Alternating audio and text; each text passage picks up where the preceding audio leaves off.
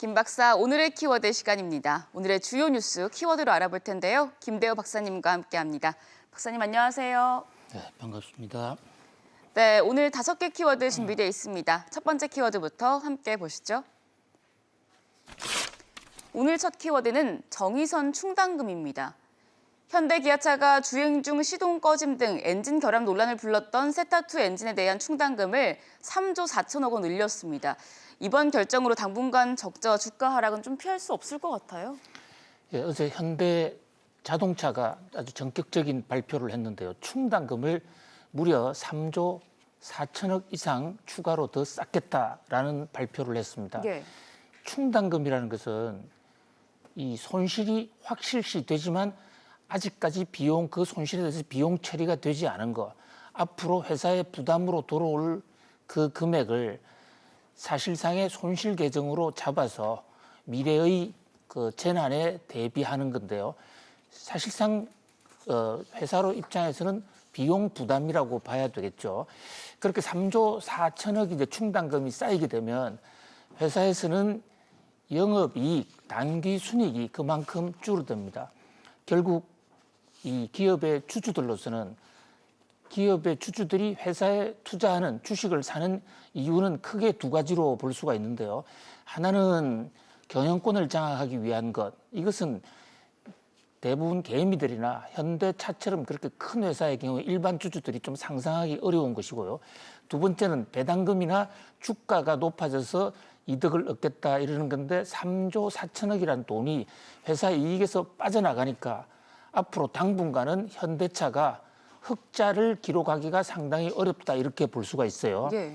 현재 지금 3분기 실적 발표가 눈앞에 있는데 그동안 증권사 애널리스트들은 이번 3분기에 현대기아차가 약 1조 원 이상의 영업이익을 올릴 것으로 추산을 해서 발표를 했거든요. 네.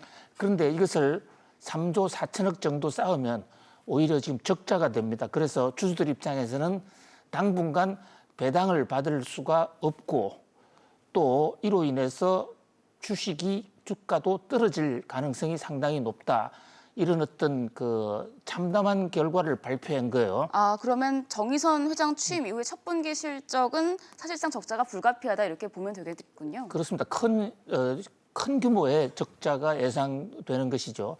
사실 이것은 현대차가 노리는 바가 아닌가 싶기도 해요. 왜냐하면 정의선 회장 체제를 밀어주기 위해서 정의선 회장 체제가 순항을 하도록 하기 위해서 그동안에 쌓여왔던 회사의 부실을 한꺼번에 도려내서 그 부담을 덜어준다 하는 이런 의미가 있을 수가 있어요. 그럼 앞으로 나올 불확실성을 미리 제거를 한다는 걸까요? 그렇습니다. 앞으로도 이제 이 세타 차의 엔진 결함 문제는 리콜이 계속되고 있기 때문에 그로 인해서 리콜 과정에서 비용이 추가 손실이 발생하지 않습니까? 네.